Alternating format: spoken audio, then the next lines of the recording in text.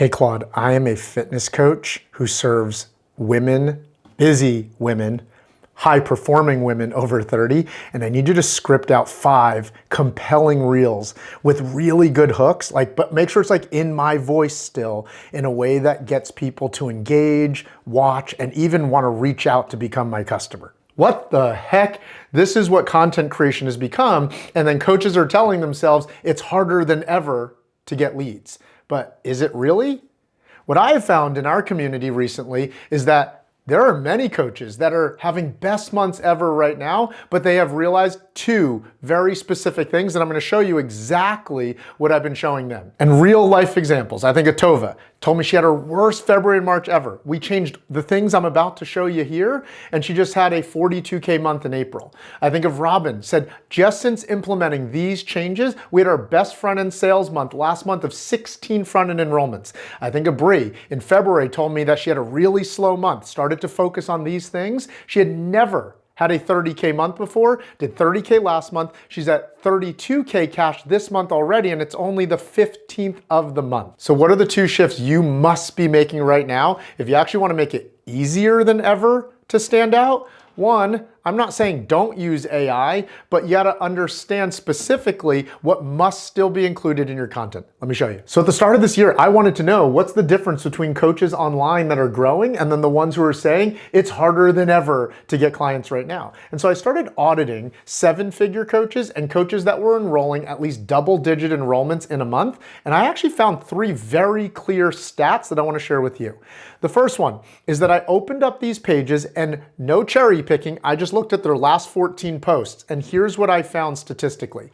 For the clients who are growing right now, 12 of their last 14 posts spoke specifically around the topic that they actually coach around. Not like 5 photo dumps and random viral B-rolls, very specifically, this is what I coach about, this is what my brand is. 10 of the last 14 posts that they had up, in some way, shape, or form spoke to their ideal client's specific problem. Not just teaching, not just giving value, but relating to the specific pain or promise. And then this is the big one. 6 of the last 14 posts, in other words, 1 out of every 2, had some sort of counterposition. Some people like to call that polarizing. So that's the first thing I've noticed recently about online coaches that are enrolling double-digit clients or growing right now in 2026. These 3 data points.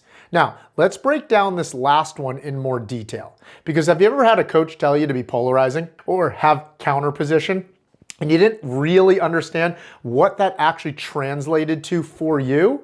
I ran into that same issue with myself, especially as a people pleaser. I was like, I don't want to be polarizing. I don't want to piss people off. I'm going to show you how to be polarizing in a way that's not about pissing people off. It's actually about speaking with more conviction from a place of service, what your ideal client deserves to hear from you. Okay, so let's break down counterposition or being polarizing a little more clearly, because what is polarizing not? It's not having to talk about politics or vaccines or COVID just for the sake of pissing people off.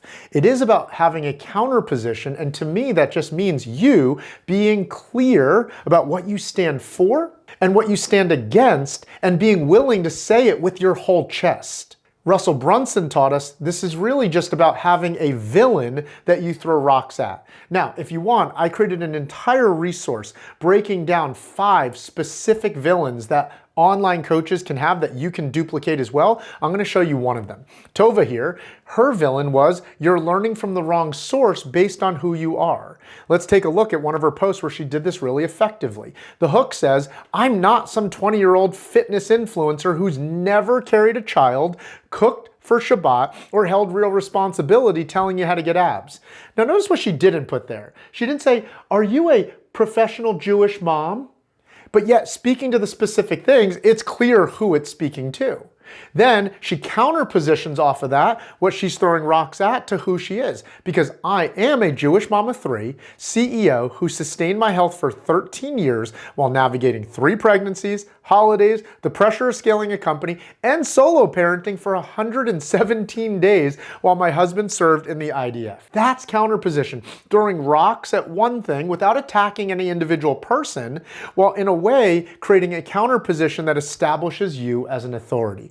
This would be called the villain being the wrong source. Like I said, I created a resource here breaking down 5 different versions of villains with real life examples of coaches right now, just like you, having best months ever, signing 10 new clients in a month, etc., that you can learn from and model as well if you click the link somewhere in the description below this. So when coaches tell me it's harder than ever to stand out, yes, it is if you're putting out a lot of AI slop. One of my coaches who this made sense to, she goes, oh my gosh, I get it now.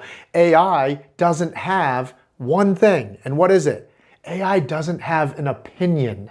You ever typed to ChatGPT before and it's like, that's a great idea, Mike, right? It just agrees with everything you say. So in summary, the key to standing out in the marketplace today is not standing in the middle of the road. Most coaches' content is too safe and too vanilla, and you get run over in the middle of the road. So how do you stand out? 12 of your last 14 posts speak specifically to what you coach around.